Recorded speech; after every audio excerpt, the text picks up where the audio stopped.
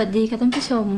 ที่นี่สถานีโทรทัศน์สีกองทพบกช่อง 7ทำการแพร่ภาพออกอากาศส่งสัญญาณผ่านดาวเทียมจากกรุงเทพมหานครไปยังสถานีเครือข่ายทั่วทุกภูมิภาคของประเทศพร้อมกันนะคะสำหรับรายการที่น่าสนใจในภาคค่ำวันนี้หลังจากแจ้งรายการแล้วขอเชิญชมข่าวจบข่าวแล้วชมการ์ตูนชุดกระต่ายเจ้าเล่ห์ละครโทรทัศน์ชุดพลับพลึงสีชมพูและรายการภาพยนตร์ไทยที่รักเสนอเรื่องไอ้หนุ่มรถไถซึ่งเสนอเป็นรายการสุดท้ายในคืนวันนี้นะคะสำหรับในช่วงนี้ขอเชิญชมข่าวที่น่าสนใจได้แล้วค่ะ